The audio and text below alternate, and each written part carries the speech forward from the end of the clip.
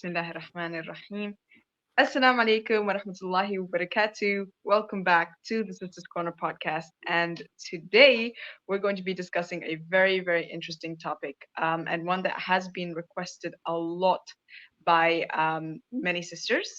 And with me, I have Sister Sarah, who is going to be doing the pleasure of engaging in this discussion with me. And today we are going to be discussing obedience in Islam, which is a very, very triggering subject for many sisters. Lots of sisters have a lot of questions on this topic, and inshallah, we are going to be discussing it today. So make sure to stay tuned until the end so your questions are all answered, inshallah.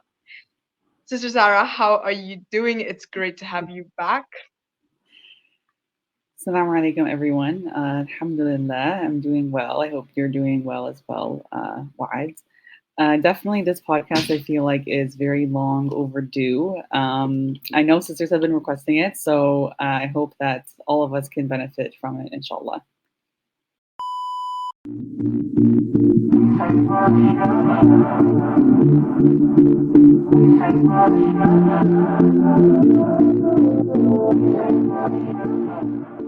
So I guess we get straight into it with the first and most important question of what is obedience in Islam? What does that mean to the husband? Yes, so definitely, when we're talking about obedience to the husband, right, we need to talk about obedience in general as well, because definitely there really is only two beings that have absolute obedience, right, which is Allah and His Messenger, right?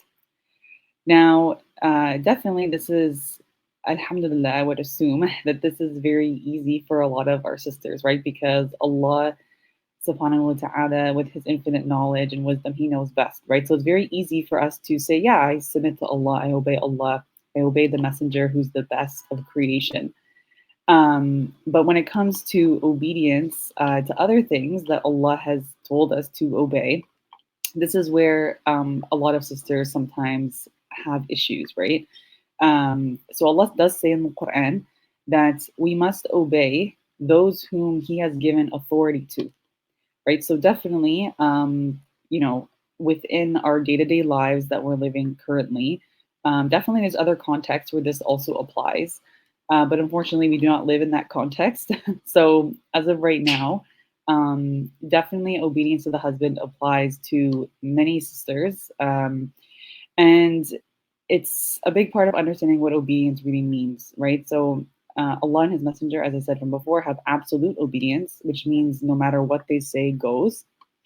But other than that, right?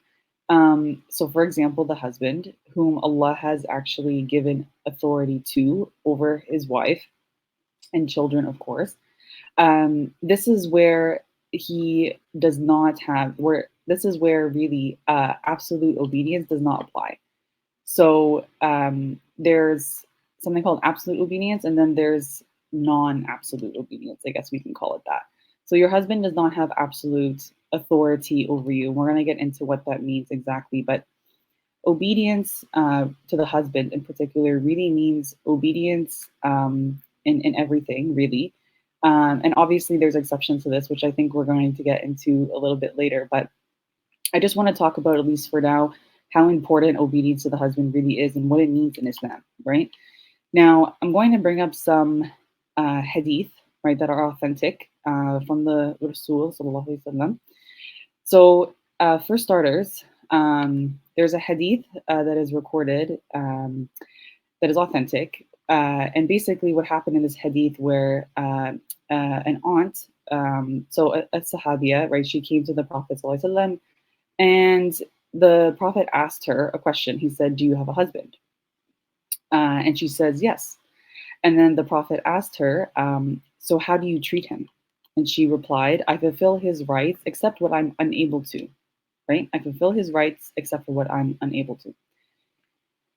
And then he said, to look to how you are with respect to him, for he is your Jannah and your Jahannam. Okay, so in this hadith, we understand something very important, right? Your husband Mhm. could be either, no worries, Waad. Your husband could either be your ticket to Jannah or your ticket to Jahannam, right? Depending on how you treat him, right? So this hadith very much exemplifies just how important it is that we treat our husbands well, okay? So that's the first point. That's the first hadith that I wanted to mention. There's another hadith that I want to mention that maybe some of you have already heard of, but it is very important and very relevant. So this hadith, basically, what happens is hadith is a woman came to the Messenger sallallahu alaihi wasallam and said, "O Messenger of Allah, I am a delegate from a group of women, and there are none of them, whether she shows or does not know, or whether she knows or does not know, that I would come to you, except she would want me to come to you. Allah the Almighty is the Lord of both men and women, and they're Allah, and you are the messenger of Allah for both men and women. Allah has prescribed jihad for men only. If they are victorious, the reward is great, and if they die as martyrs, they are alive with their reward, receiving sustenance. For women, which act of obedience is equal in reward to this? So she's asking, which act of obedience is equal in reward to jihad itself? So the messenger says, Sallallahu Alaihi Wasallam, convey to those you meet of the women, right? Because she's saying that she came with a group of women, right? So he's replying to her question. He's saying, convey to those you meet of the women, indeed, the obedience to the husband and fulfilling his right, because obedience to him is his right, is equal to that. It is equal to jihad in the path of Allah. And then he says, nevertheless, few of you do that. So, subhanAllah, fulfilling the right of of obeying your husband really is the same as jihad, right? And subhanAllah, so what do we take from these two hadith? And definitely there's lots of hadith that talk about obedience to the husband. I just want to mention two. Um, but it tells us that it's very rewardable, right, to obey the husband, obviously, and it's his right to do so. And when you do so, you get the reward of jihad itself without actually doing it. Um, and definitely, this is not something that's debated. This is not, there's no difference of opinion about this. There's not um, really any, there is no, throughout our scholarship, throughout our history, there has never been a difference of opinion about this topic. So this is a fact. It's not something to be debated. It's not something to even be questioned, even. It's very, there's too many authentic sources that tell us that obedience to the husband is fard upon a wife. Okay, which comes to the second point of the question was why, which is why is this important? Well, this is important because, like the hadith said that I mentioned before, your husband could be your ticket to Jannah or your ticket to Jahannam, depending on how you treat him, do you fulfill his rights? And one of the biggest rights is obedience, right? So that's what makes this point so important. Because if we don't understand this, if we don't do this, then we could get punished on Yom Qiyamah. And obviously, you want to avoid that as Muslims as much as possible. And definitely, as Muslims, we want to understand all of the ahkam of Allah so that way we can apply them and live by them. So that way we can say to Allah on Yom Qiyamah, I tried my very best to obey all of your rulings and to learn your deen, learn your deen and implement all of them, not pick and choose what I like and just leave the rest that I don't like, right? So definitely obedience to the husband is fard. And definitely it's important to understand this point in this ruling because obviously this is a big aspect of our lives and we want to fulfill our husband's right and also we want Allah to be pleased with us. So I hope that answers that first question, Waad. Yeah, definitely, subhanallah. I think a lot of the confusion when it comes to, the concept of obedience in Islam, um, comes from the idea of submission that you see a lot in trad marriages in the West. So the Christians have the concept of submission to the husband, which is very similar to the concept of our submission to Allah subhanahu wa ta'ala. For them, it's like complete submission to the husband. And I think it's important to, it's very good that you mentioned the distinction between that, right? So we have submission to Allah subhanahu wa ta'ala and then a lower level of let's say submission is on top, then you have obedience that comes after that, obedience to the husband, and then on top of that you have submission to Allah subhanahu wa ta'ala, which and the messenger sallallahu alaihi wasallam, which we cannot really play with that. So I think I want to go to the next question is why are women triggered by this term of obedience? Yeah, this is a really good question as well. I definitely think that it has to do with two main reasons, I would say, and maybe Waad, you can chime in on this as well, give some of your thoughts. But really, this topic wouldn't even be a discussion at all if we went back 50 years ago, 100 years ago, 200 years ago, because this isn't a discussion even. It's almost like when people want to discuss the hijab, whether it's fard or not, should I wear it, should I not wear it? Like, this isn't a discussion even, right? It never was. But due to our particular context, these things start to be questioned. And there's two real reasons for that. I would say the first big reason definitely has to do with feminism. I think, Wad, you would agree with that a lot. But feminism, unfortunately, has changed the way that a lot of our sisters think about Islam and the way that they interact with themselves and with other Muslims. Because of this, really, they're taking their ideas and their understanding from feminism and then trying to apply it to Islam, and that just doesn't work, right? So feminism very much focuses on the individual, right? The individual rights and freedoms. It's a very liberal ideology, very secular ideology, right? It makes the human being the sovereign over itself, right? My body, my choice. So therefore, the concept of obedience to anyone, even like within feminism, like they don't agree with the concept of obedience to a man, and they also don't agree with the concept of obedience to Allah, right? So for them, they only obey themselves, right? And if you're going to take those ideas that are coming from this particular group of people that don't want to obey anyone but themselves, then of course you're going to have a problem when someone says you need to obey your husband. Now that's the first point. The second point has to do with I think there's a group of Muslim women who have a problem with that because they've gone through real trauma from men in their lives. Like, I had a terrible marriage in the past, or, my father treated me terribly. Like, how can I really trust men? Like, I understand that Allah says this, that I have to obey my husband, but how can I really trust this person? Like, this person isn't perfect. This person could abuse me. This person could treat me terribly.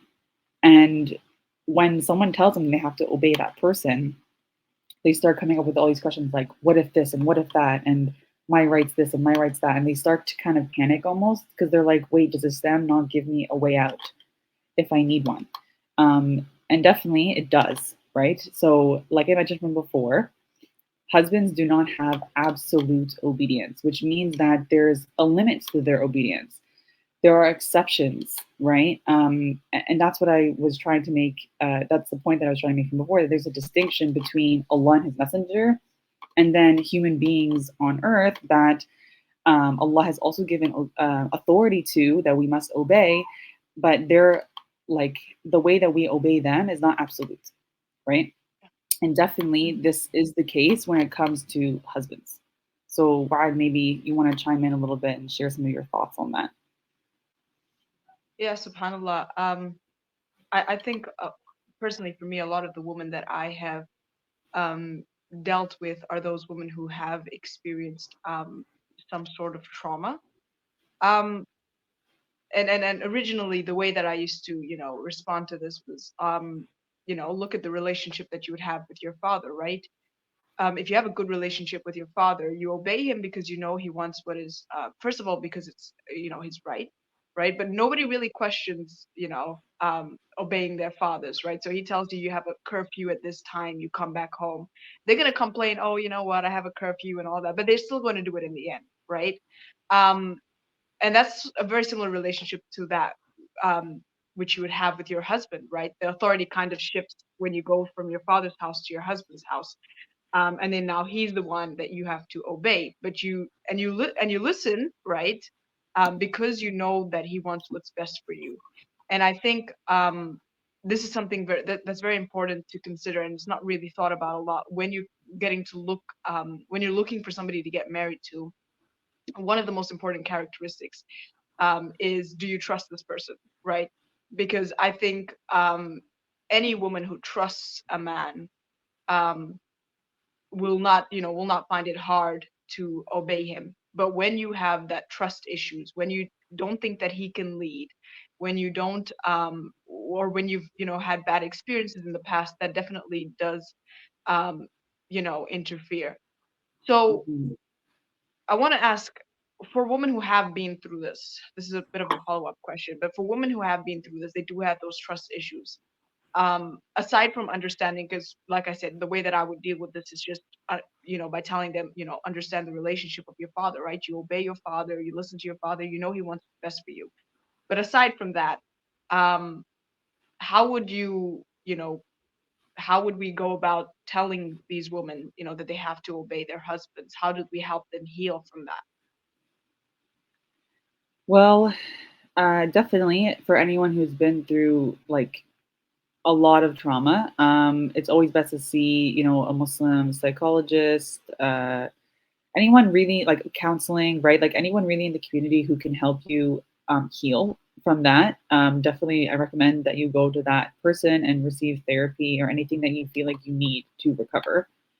Um, and that's the first point. The second point is that, like, look, if you're not fully like recovered from that trauma, then maybe it's not best to get married right away until you feel like you're absolutely ready to actually give your best to another person, because at the end of the day, this new person that you're marrying didn't do anything to you, hopefully, right? And so it's not entirely fair to kind of bring that baggage onto him as well if he doesn't like deserve it or had anything to do with your previous trauma with somebody else.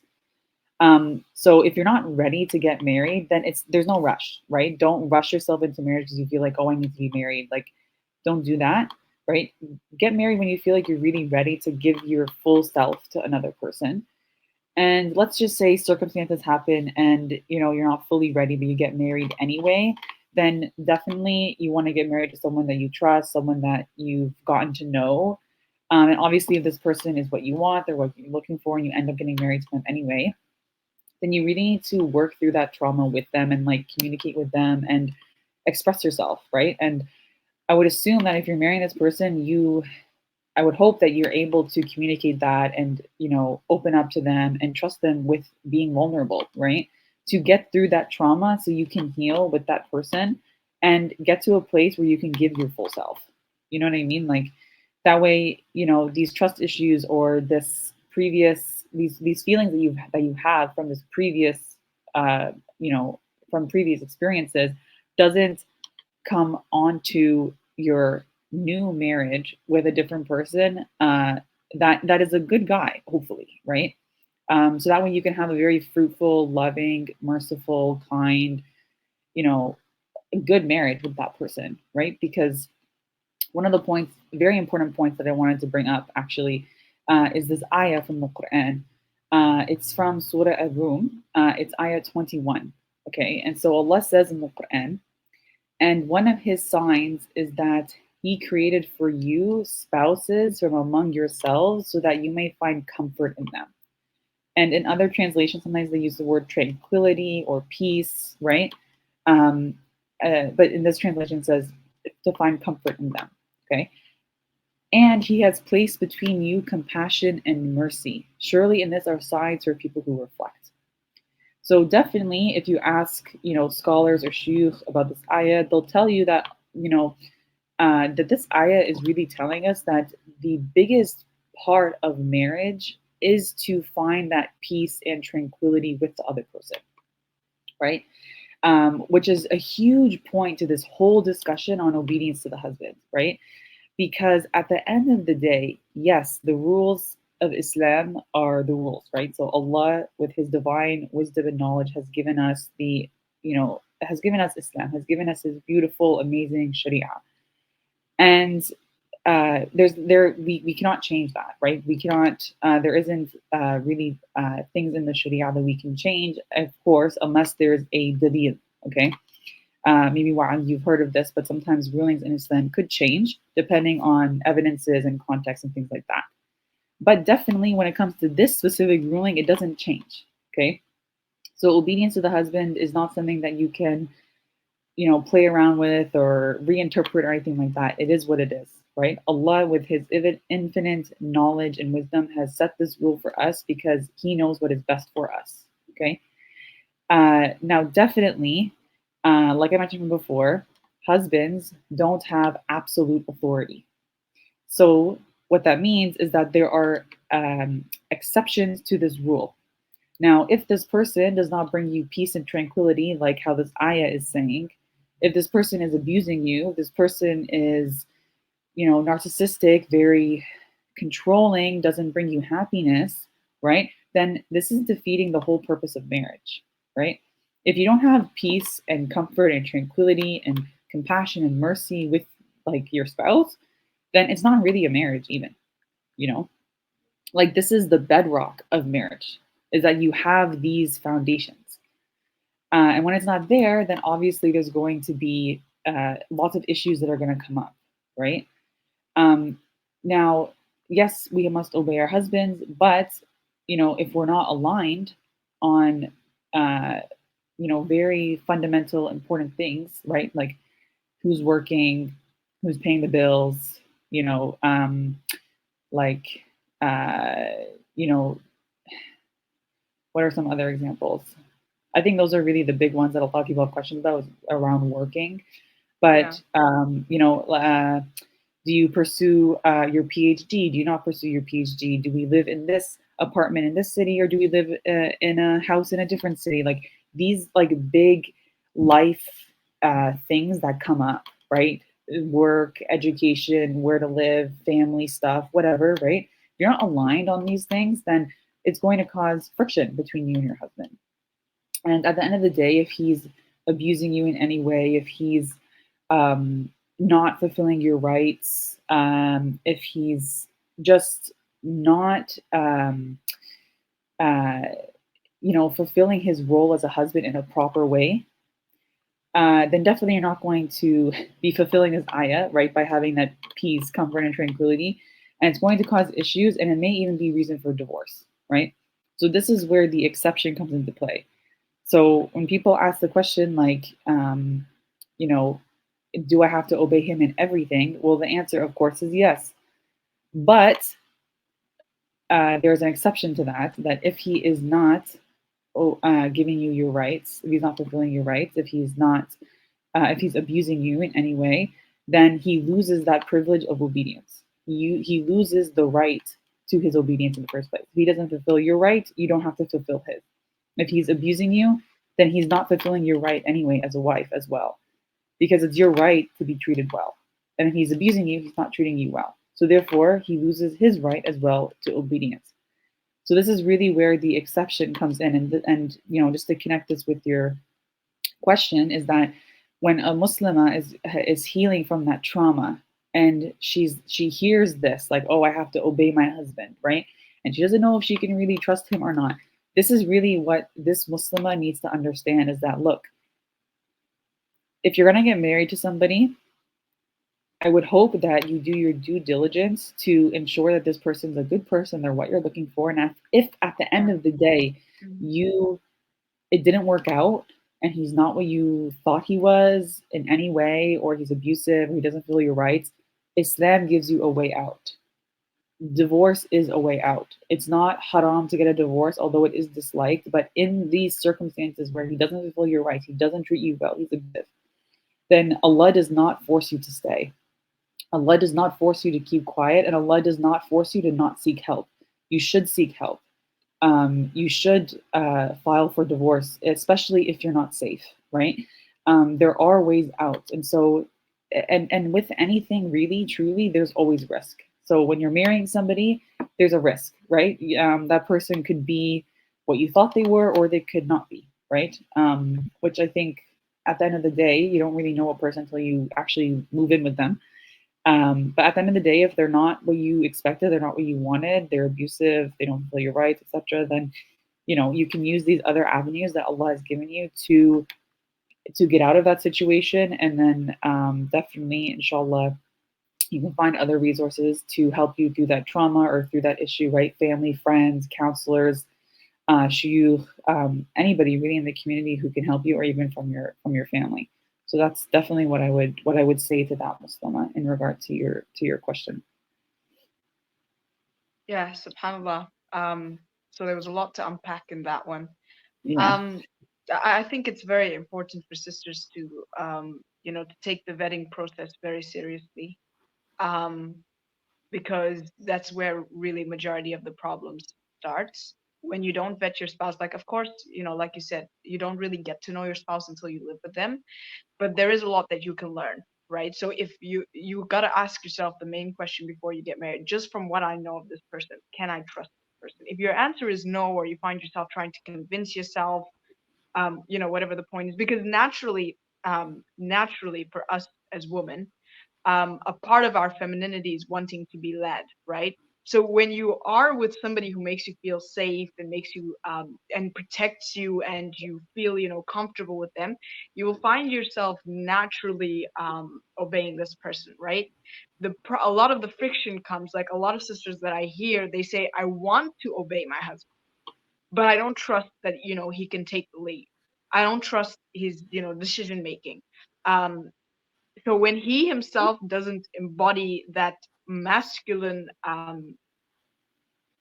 characteristic, right? When he himself is not fulfilling his responsibilities, and I think this is also important for men to understand, because a lot of men will they have this entitled thinking of, regardless of who I am and what I am and what I do, she has to obey me. It's like, no, Islam. This is why we have a contract in Islam. Marriage is a contract. Everybody has responsibilities, and in order for the marriage to succeed, both of the parties have to, be involved, right? Both parties have to give.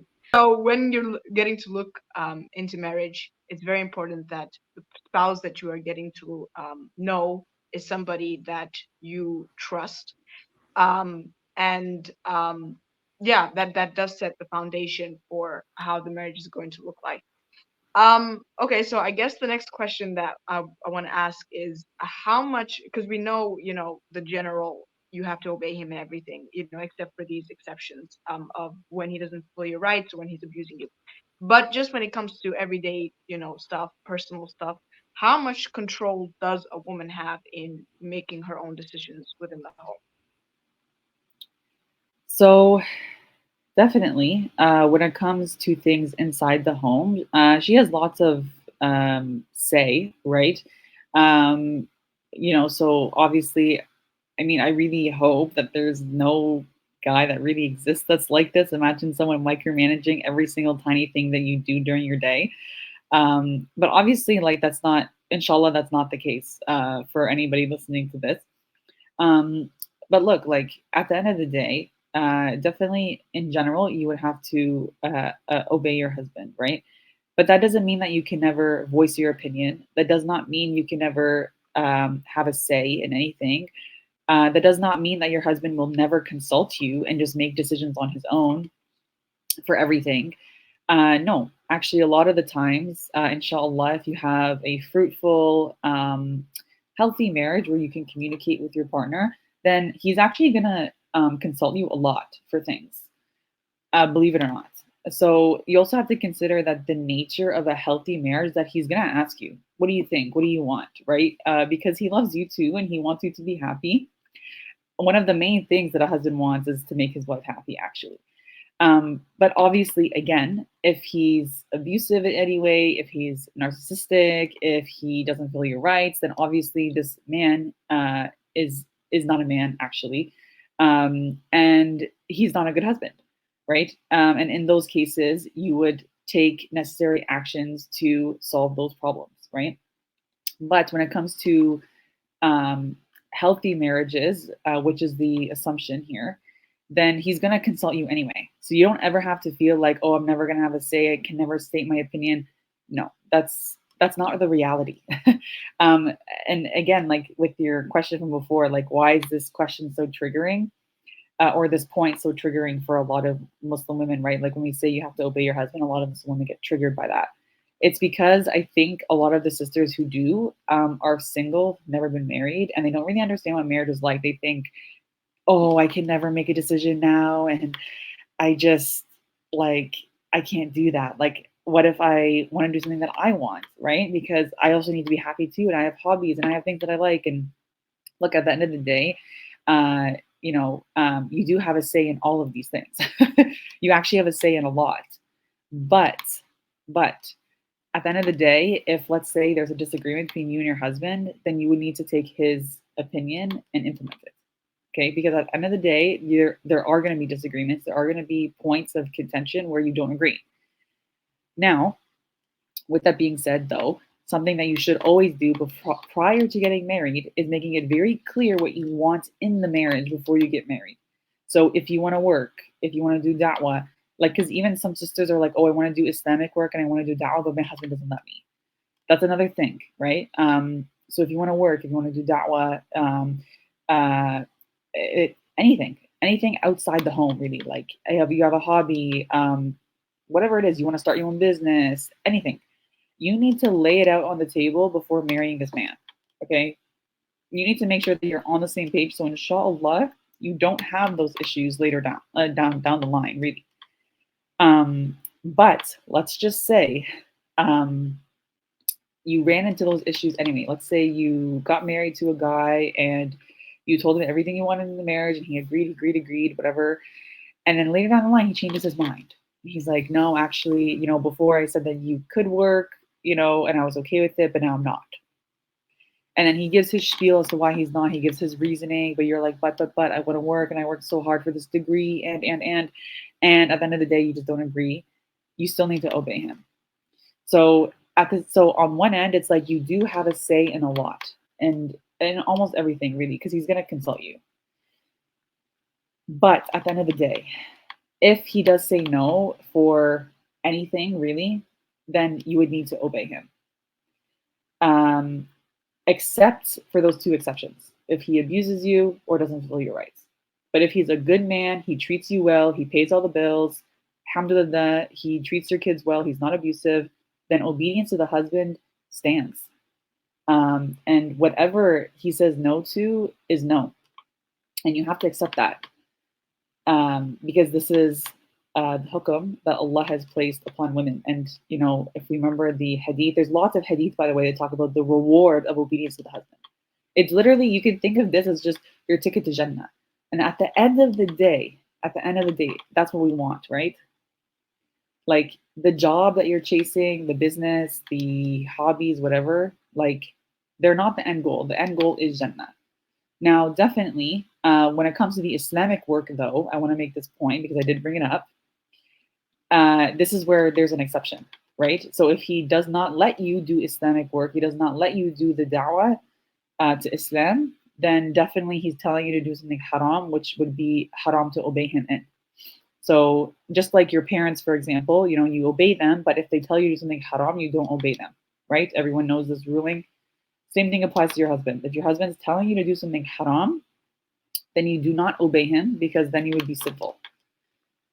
So if your husband is telling you that you're not allowed to do Islamic work, you're not allowed to do da'wah, even though it's fard upon you to do so, and if you don't know that, then now you do, then you do not obey him in that, right? He cannot take you away from your Islamic work and your da'wah. It's not his right to do so. He's actually supposed to also be in it. He's not supposed to be taking you away from it. He's supposed to be joining you in it. So that's a very important point Just because a a lot of clarification on sisters. that. Sorry for interjecting, but just a That's clarification okay. on that. When we say da'wah work, um, because I know a lot of men are not very comfortable, let's say, with their wives being on social media or showing their faces or something like that. Just to clarify, does he does have the right to say, maybe cover up or, maybe do sisters only work and stuff like that, right? Still allowing you to do the da'wah work, but he can put certain limits to that, yeah, you know, out of ghira, let's say. Yes, this is another great point. Thanks, Waad, for bringing it up. Definitely, yeah. So for sure, if let's say he's like, you know what, I want you to be a part of Islamic work, I want you to do Islamic work, I want you to be a part of the da'wah, but you're still my wife, and I have ghira over you, and I don't think it's appropriate for you to be so public, for example, right? Like that's totally understandable, and I think most guys would be like that. And I also think that if we read the Quran, the Sunnah, and the Sirah, you'll see that women are more private, like than the men, right? Yeah. I think that you would agree with that, Wide. Hmm. SubhanAllah, like a lot of the examples of the people around the Messenger, sallallahu alaihi wasallam, right? The men and the women around the Messenger. When we read stories about them and examples about them, we hear mostly about men. Is that not true? Yeah. Like most of the Hmm. stories are about the men, what the men are doing, and etc. Right? We don't hear as much stories about the women, even though there are stories about women that we know of, but not as much. And the reason for that is because they were more private. And they were still a part of the da'wah, they still did the Islamic work, but their contribution to that was more private. So even if your husband prefers that, that's actually the Islamic thing to do anyway, right? To Yeah. be more reserved, right? Um, uh, I don't cover my face in real life, but I wear this because when I come out online, right, just to cover myself more, right? Yeah. Um, Same here. Now, definitely, women, alhamdulillah, subhanallah, Allah subhanahu wa ta'ala has given women so much responsibility and so many different roles in our lives. And definitely the women in our community need other women. So if you're going to be a part of if you're going to do the da'wah, right, and fulfill that fard upon you, then definitely your focus should be other women, giving a halaqah, sisters groups, things like that for sure. Even you should also work on your own personal development as well, of course, because we need to work on ourselves too.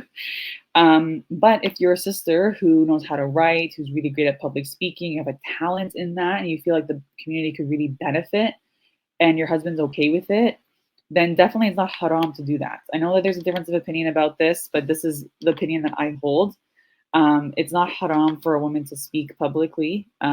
Obviously, not all women are going to be doing it, but it is still necessary to have that representation for the greater public to hear women voices when it comes to the dawah, right? I think that Yeah. women feel that, especially. I think probably men don't really appreciate that. They don't get it.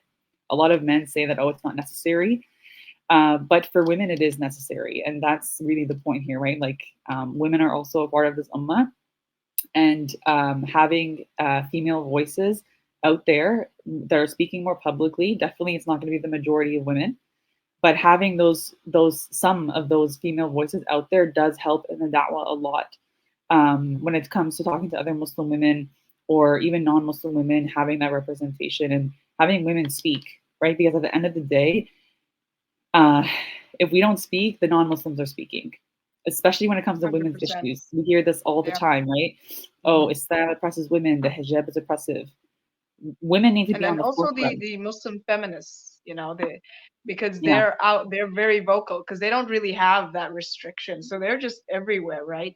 So it's yeah, very important because especially in the generation that we're at, a lot of young women are raised on social media, right? And if the only representation they have is the non-Muslims or the Muslim feminists and the liberals and stuff, that's going to shape who they are. So there is that we can almost say fard kifaya, that representation of women that is necessary to guide those women. So yeah, alhamdulillah, thank you so much for answering that question because that was one of the questions that a lot of sisters had. I want to move on to a slightly different topic, still related, but a little bit different. How does a woman balance between taking care of her children, or even like her family members, her siblings or her parents, particularly her parents, because a lot of sisters ask about that, and also taking care of her husband's needs? Sometimes it gets too much. So how does a woman, kind of balance between, the two? well, um, definitely you don't want to. negate anyone's rights, right? So definitely, it's a right upon your husband and your children that you take care of them, right? You feed them, cook and clean, pretty much. Obviously, with the husband, there's obedience there, and with the children, you need to raise them, right? You need to speak to them, teach them Islam, teach them manners, and all these things, right? You need to raise your children. Um, so definitely that's going to take up a lot of your time. Okay. That's just how it is. That's how it is for everybody. And like, I don't know exactly how you would balance it. It's just, you just got to do it, right? Every day. You just do these tasks, right? Because you want to make sure that you fulfill the rights of other people. And you're also getting rewarded for it as long as it's for the sake of Allah, right? We get married for the sake of Allah. We have children for the sake of Allah, and we want to raise our children upon Islam, right? Definitely, this is a big priority in our lives, and it's very rewardable. When it comes to the parents, though, that you mentioned, look, at the end of the day, it's not a woman's responsibility, or let me put it this way, it's not a daughter's responsibility to take care of her parents. It's actually her brother's responsibility. So it's the responsibility of taking care of the parents is actually on the sons, not the daughters. But just because it's not your Islamically doesn't mean that it's not a good thing to do. I don't think any good husband should stop a wife from helping their mom or their dad. Like, that's kind of messed up, actually. So even though it's technically not an Islamic responsibility for a daughter to take care of the parents, it's actually the son's responsibility, Islamic responsibility. But because you love your parents and you want to be dutiful to your parents, good to your parents, and definitely, inshallah, if you marry a good man, he'll respect that. And you should try your best to help your parents as much as you can. But at the end of the day, do what you can, right? If you feel like you fall short, then maybe ask for help. If you have a brother in your life that's not helping them at all, you should tell him that it's actually it's your parents' right that you take care of them as their son. So you're actually not fulfilling your parents' right when you don't take care of them. But definitely, if you're capable and if you can, then you should try to help your parents as much as you can. And when it really comes to balancing all of these things, plus maybe working, maybe dawah, maybe a hobby, maybe a small business, whatever it is, like, you just gotta maybe make a schedule. I don't even have this really pat down, to be honest, like, because I'm also juggling a hundred different things. So Yeah. honestly, like, what I do personally, maybe Ryan, you can share some thoughts on this, but I make like a mental schedule in my head. Okay, what am I gonna do today? I don't think about tomorrow. I just think about today. And I set daily goals for myself. Okay, today I'm gonna clean the bathroom. Today I'm gonna vacuum. Today I'm gonna cook dinner. Today I'm going to read my book. Today I'm gonna do a podcast. Today I'm gonna obviously take care of my baby because that's not optional, right? Right. So I have this mental note. Okay, today this is what I'm gonna clean. Right. Today this is what I'm gonna cook. If I'm cooking, I might not even be cooking. I personally don't cook every day. I don't know if other people cook every day. May Allah bless you. I don't. And that works for me and my husband. Like, we have no issues with that. But right, so sorry, I got off track there. But I decide, okay, what I'm cleaning today, what I'm cooking today. Obviously, taking care of my baby is like always on the list, obviously. And then anything else, right? Okay, like, am I gonna do something for my business today? Am I gonna do something for da'wah today? And what is it? Am I gonna go to this class? I'm gonna call this sister. I'm gonna do this podcast. I'm gonna read my book. Whatever it is, right? Try to make a mental note every day for what you want to get done, and try to get it done. Right? Try to fulfill. Like, think of it as, okay, these are my goals for the day. Let me fulfill my goals for this day. And to me, that works. Maybe for other people it doesn't, but that's really the advice that I give because that's what I do myself. And it works for me. Maybe why, if you want to share some thoughts, like maybe something else works for you, because I know you're very busy too. I know you're not married yet, inshallah you will be, but you're still very busy, mashallah. So maybe if you have any advice for the sisters on how to juggle different things, like, that would be nice if you shared it too. I definitely say the scheduling, not even mentally scheduling. I actually have a notebook where I actually write down the things because I'm very forgetful, right? So I actually have a notebook where I write down the things that I, want to do. And so that's very important. That's actually one of the most powerful ways to actually getting things done. But I also think that just generally in a, in your house, you have to have some sort of organization. Sometimes going with the flow is just, it's not it. You have to have some sort of, responsibility, some sort of organization, being, for example, being lazy or whatever it is not an excuse for you negating the rights of, the members of your family, right? Particularly your husbands. A lot of mothers, and there is compassion to be had, especially that mothers get so busy or distracted with their children. But a lot of times, in marriage, the woman, once she gets, a lot of children, then she stops, caring about her husband. She stops putting, effort in herself to try and please her husband or to try and be there for her husband. And that does cause a lot of marital problems. So I think really, having some sort of organization within your house, you decide, how it's going to be, when you're going to do this, when you're going to do that, keeping track of it.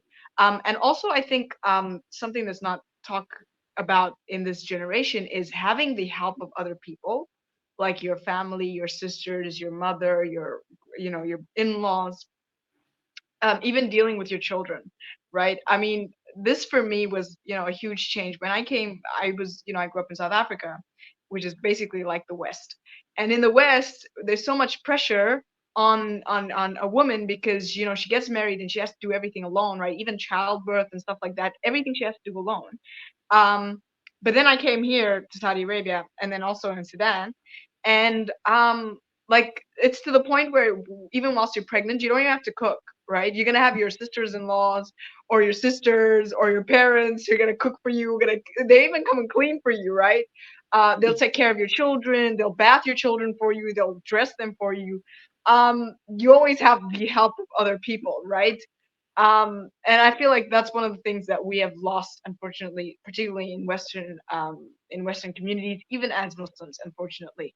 But it's very important to understand that, to create that sisterhood or that relationship with, whether it be your in-laws or your family members, and to not do it alone. You don't have to do it alone. Having family there to back you, to help you, is very, very important. Do you have anything to add to that? Uh, yeah, actually, I do. Definitely that's a great point. Western society is very individualistic, and it's also a society that's very just like you're just like working all the time because everything's so expensive here, and people are like, I'm just like really tired after my work day. I don't feel like coming to visit you, right?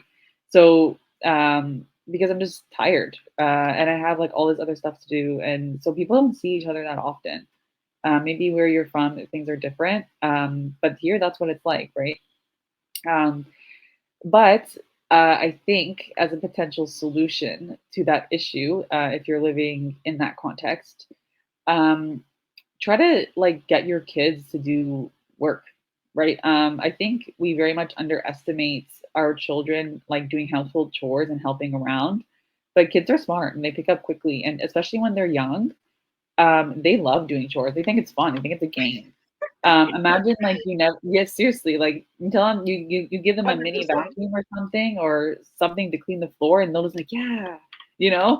Um, Mm-hmm. I think you should. I think it's really healthy to get kids to do work when they're little.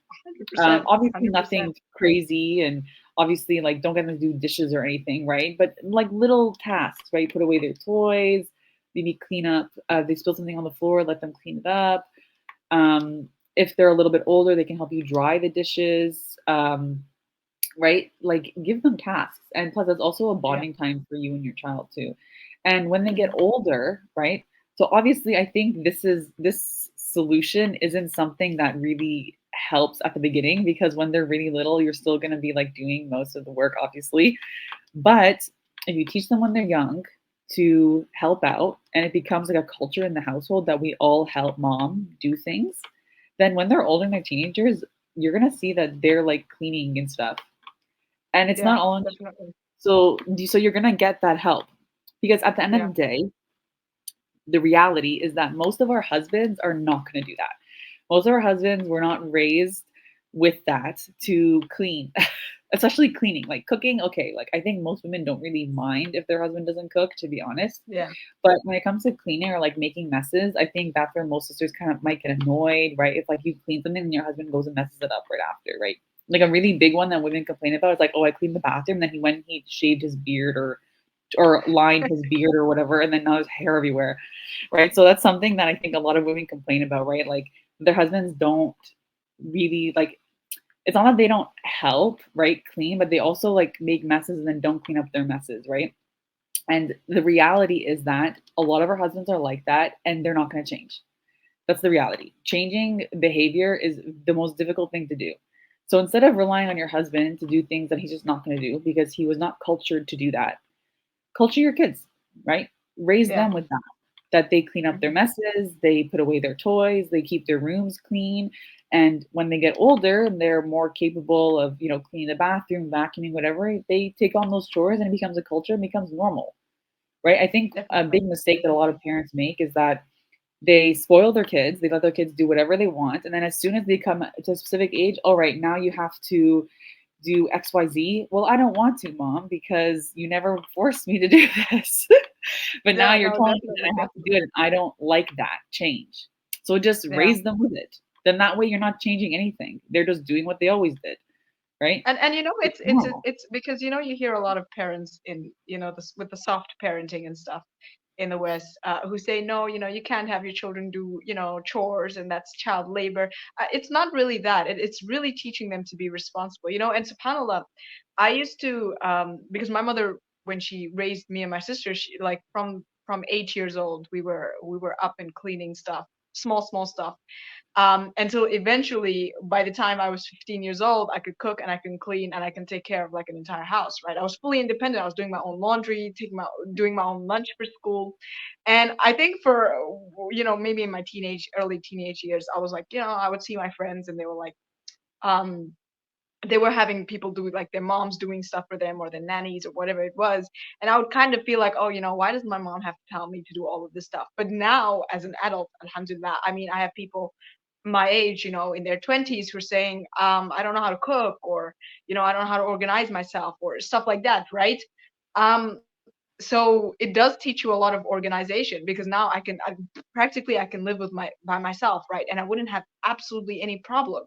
So even if your children, throw up tantrums when they get older, especially during their teenage years, they're going to grow up to be more responsible, um, and they're going to thank you for it, right? Because now I thank my mother, and I know that's how I'm going to raise my children, right? Um, so the whole idea of not giving your children any responsibility or chores or whatever it is, it just weakens them, honestly. And and it's supposed to mean we want to raise strong, powerful children, and that's the first step. But before this gets into a tarbiyah, I think we should have a little bit of a discussion on tarbiyah. Inshallah, another podcast. But for this particular topic, do you think there's anything else that we need to? I have one more thing that I want to address, but before I get to that, do you think there's anything else that any questions, anything else that you want to address? Uh, well, I know we went a little bit off topic there, but that's okay because it was still beneficial, alhamdulillah. Um, but I think really like the main point really is that obedience to the husband is fard. It's not up for discussion or debate. This is a ruling from Allah subhanahu wa ta'ala. And when Allah makes something fard, it's for what's best for you, right? And I really think that for the sisters who have never been married before, who might feel nervous by this, I promise you, inshallah, if you marry a good man who's what you're looking for and you guys are aligned on everything, obedience to the husband does come easier, and you'll understand why the ruling is there. I think a lot of rulings when it comes to marriage, you don't fully understand them or appreciate them even until you're married. So if Yeah. you're single, you've never been married before, um, I would ask you to not pass judgment on rulings that you have never experienced, right? Because to be frank, and and I'm saying this in the nicest way possible, you don't understand them yet, right? You got to live Yeah. that experience to be like, okay, you know what? Now that I'm married, I understand why obedience to the husband, that ruling is there, right? And it definitely has a lot to do with the psychology of a man and the psychology of a woman, and our the differences in our behaviors and the differences in our needs and the differences in our wants in every way. It literally fulfills our needs, a man's needs and a woman's needs perfectly. But until you experience that, you won't really fully understand it, and you might not even really appreciate it as much. So just inshallah get married, and inshallah to a good man, and then you'll say alhamdulillah that this ruling is here. That's really what I have to say about that. And of course, I know we discussed earlier about the exceptions, right? So maybe I'll just reiterate them. One, if he's abusive to you. Two, if he doesn't feel your rights. And three, if he tells you to do anything that's haram, right? So in these three circumstances, these are exceptions. You wouldn't obey him in these cases. But inshallah, if you marry a good man, he fulfills your rights, he treats you well, then the obedience to the husband rule stands, and you do have to obey him, even if you disagree with him. Now, definitely to lessen this friction, try to your best to marry someone who you're aligned with, right? So always, talk to the person that you might want to get married to. See if you guys are aligned. Express to him, look, like I want to work, I want to do this, I want to do that, and make sure he's okay with that, right? So that way, inshallah, you avoid these issues. And I think that really sums up a lot of the things that we had discussed. And of course, the biggest point really is that obedience to the husbands, inshallah, with sincerity can be your ticket to Jannah, because it's equal to jihad, right? So always remember that. You know, it is hard for a lot of women to obey their husbands because they feel like maybe my husband doesn't make the right decision. I would actually make a different decision if I was him, and all these things. But at the end of the day, he's your husband. You got to put your trust in him because you married him, and just know that you're being rewarded. I think that's really it from my end. SubhanAllah. Yeah, that beautifully summarizes it. I think the only thing that I want to add is the importance of making dua, and this is not even for married women. This is for also women who are not married. Whatever the situation is, Allah is the one who can change the hearts of people. And also Allah is the one who can give you whatever it is that you desire. So even if you experienced that trauma in the past, and you look around you and you're like, all these men are like this, and, especially if you grew up in a community where a lot of the men didn't appreciate their wives or give them their rights. One of the important things you have to understand is you have the opportunity to make dua for a man with all the characteristics that you want. um, and I think personally for me, one of the du'as that I was told to say that's very beautiful is, don't just ask for the characteristics that you want, because sometimes you don't really know what you're looking for in a spouse, right? But ask for a spouse that will make you feel safe and protected. um and because that's really where that natural obedience will come from, right? But really just understanding that your dua, Allah will, if you're sincere, Allah will answer your du'as, right? If you come to Allah subhanahu wa ta'ala with full certainty that Allah subhanahu wa ta'ala is going to answer your du'as, inshallah, He will answer your du'as, right? You still have that opportunity, right? And take it, make dua every single day, right? Whether you're married or whether you're not married, right? Make dua. um, and that's one of the most powerful things that you can do, honestly, because you can't always control your situation. Sometimes Allah will test you with a marriage or whatever the case is, right? But your dua can fight even the qada, right? So make dua, make sincere dua, and inshallah, Allah will give you that which is best for you. So subhanallah, we have discussed a lot in this topic. But I hope that answers all of your questions. And let us know your comments, your thoughts in the comments. And if you have any other questions that you guys, maybe that we missed out or we didn't discuss in this topic, let us know that in the comment section. And if Sister Sarah, you don't have anything else to add, we will conclude. Uh, Alhamdulillah, I think we covered everything. But definitely, I would say that marrying a man that provides and protects you and is masculine, it's a lot easier to follow his lead than marrying somebody who's not those things. Yeah, Um, yeah, definitely. so may Allah subhanahu wa ta'ala grants all the single ladies masculine men who provide and protect for them, who are on the deen and who want to make you happy and who fulfill all your rights. And may Allah subhanahu wa ta'ala make this man someone who you go to Jannah with. I mean, I mean, that is a beautiful, beautiful dua. And honestly, I pray that Allah accepts that for all of us. And with that, I say Assalamu alaikum wa rahmatullahi wa barakatuh.